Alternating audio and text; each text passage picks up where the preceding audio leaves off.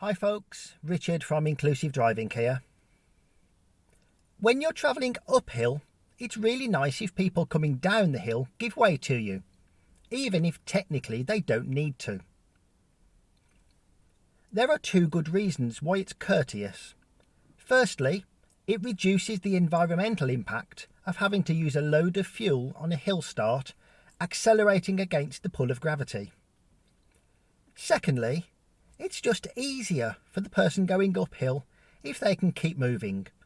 The person going downhill has an easy job to get moving again, and they're not wasting fuel fighting against gravity.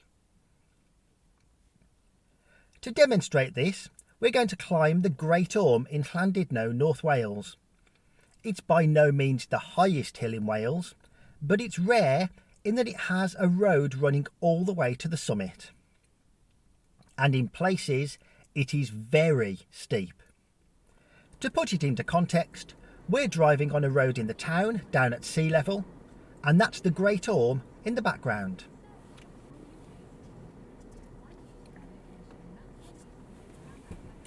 There's also a tramway that runs from the town up to the top of the hill, and it crosses the road part way up, so we may get stuck at a red traffic light. But with good planning, we may be able to keep moving. So here we go, and straight away some warning signs for a steep uphill gradient, a sharp bend to the right, and a warning that the road is unsuitable for buses. Is the bus sign relevant to me as a car driver? I'd say yes. It's giving me some useful information that the road is either very narrow or has some very sharp bends.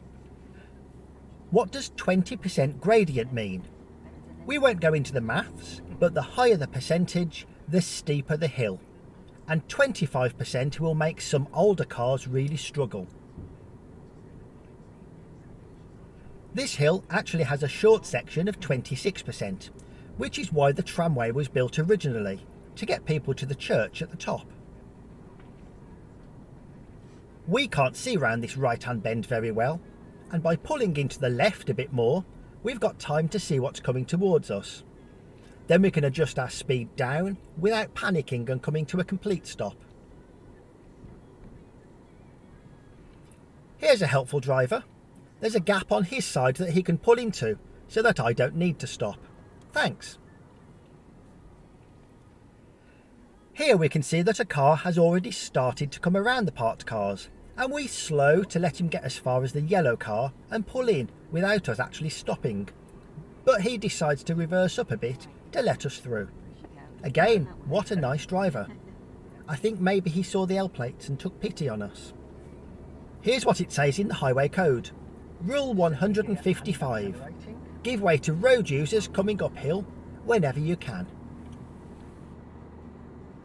Here's possibly the steepest section, and we keep moving but see a car coming down the hill. So we slow and get first gear ready, but once again the car coming down the hill gives way, even though the parked cars are on my side of the road. Definitely worth a thank you wave.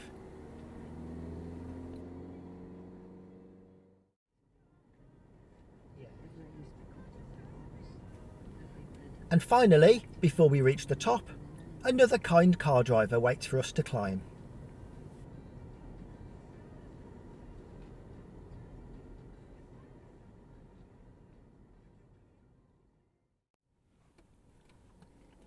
On the way down, we meet a few cars coming up, and we stop and give way to them. But strangely, some of them prefer to do a hill start. Well, it's their choice.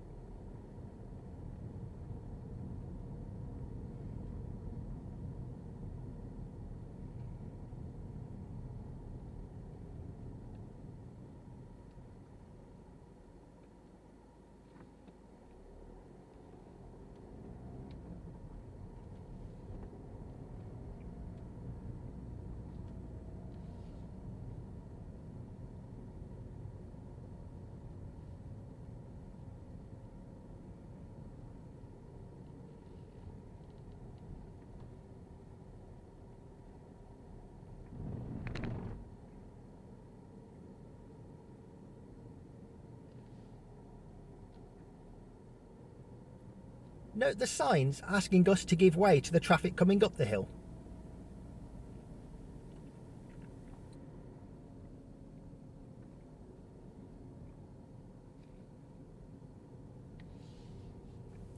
Here's what it says in the essential skills. If you're travelling downhill and the obstruction is on the other side of the road, don't take your priority for granted. Parked on the tracks at night. Yeah.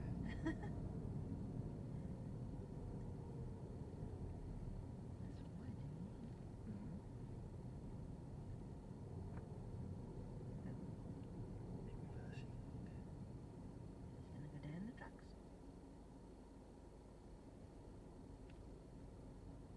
Yeah, that's what's there. So there is.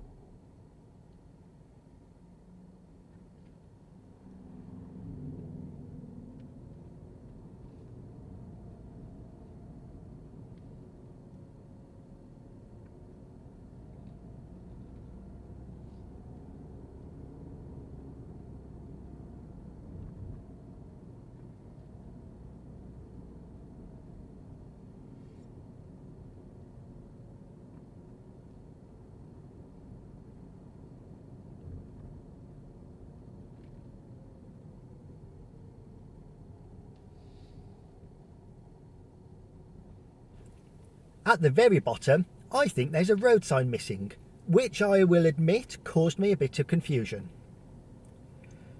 We see an arrow in the road to indicate the lane is for turning right, and there's a no left turn sign. We can also see a no entry sign to the left, but where is the blue sign for turn right now? I guess if it was there, we could argue it was just contributing to road sign clutter, so maybe it's not necessary. So there we have some examples of being courteous on hills, by allowing uphill traffic to keep moving while downhill traffic gives way. So that's all for this video, and I'll see you again very soon.